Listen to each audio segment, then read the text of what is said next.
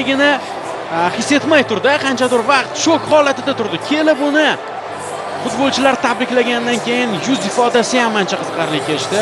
Bravo. Qiziqarli bo'ldi. Bravo Ispaniya. Shunchaki olqishlar, shunchaki tasanno.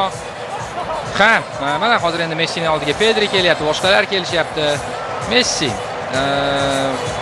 endi u menimcha faoliyatini armonsiz yakunlaydi. Shubhasiz. Ikkinchi marotaba titulni qo'lga kiritganda bu umuman endi haddan ziyod dahshatli voqea bo'lardi, ammo bugun ko'rdik dahshatli voqeani Ispaniya ijrosida. Ya'ni ispanlar shunchaki to'pni berishmadi. Mana TikTokga video qilinyapti. Rostdan Ispaniya dominant futbol namoyish etdi. Butun o'yin mobaynida.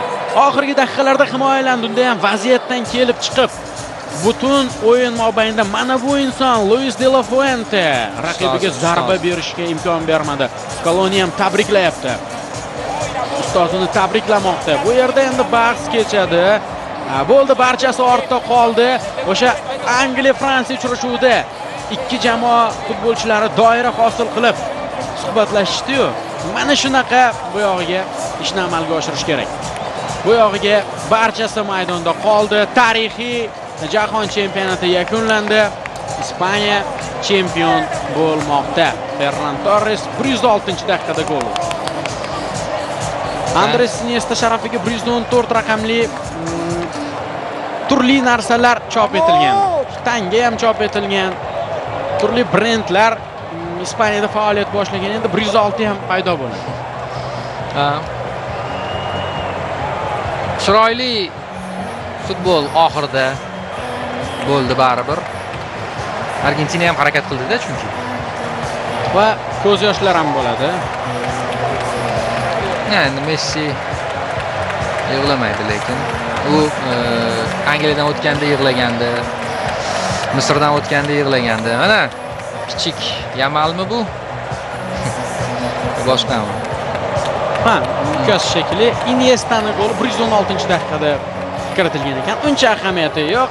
Xavier Bardem ham butun turnirda o'yinlarni kuzatib bordi. Ispaniya terma jamoasi ishtirokidagi.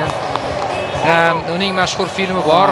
Qariyalarga bu yerda joyi yo'q. Endi yo'q, endi bu finalga tushmaydi. Avvalgi o'yinlarga tushardi balki, lekin finalga emas. Shunday. Lionel Messi. Rodri ham yig'layapti yo'qda. Bu De La Fuentening quvonchi. U ham juda bir kutilgan darajada, o'sha Conte darajasida reaksiya bermabdi. Menimcha kutayotgandi-da o'zi. Ispaniya golga Paredes. Endi nima farq bor bu o'yindan keyin tashlandi. Bu yoqda Gavi ham tayyor turadi shunaqa narsalarga. Urmoqchi Paredes, yetdimi? Boya Scaloni ajratibdi. Hayron bo'ldim o'zi. Ey, Paredes. Gavi hayron. Gavi bu Yevropada ko'p o'sha Lewandowskilarga ham tashlangan vaziyatlar bo'lgan. Paredes tushib sariq olgan futbolchi. Keyin shu sarig'i borligi uchun o'zini tiyib o'ynadi. Bu Ispaniya boshini aylantirib tashladi. Mana qarang, o'sha epizod. Ferran hayron bo'lib qoldi. Go'yo uning o'sha ongida soniyalarga dunyo to'xtadi. Soniyalarga o'sha slow motion kadrga o'tdi uning miyasi va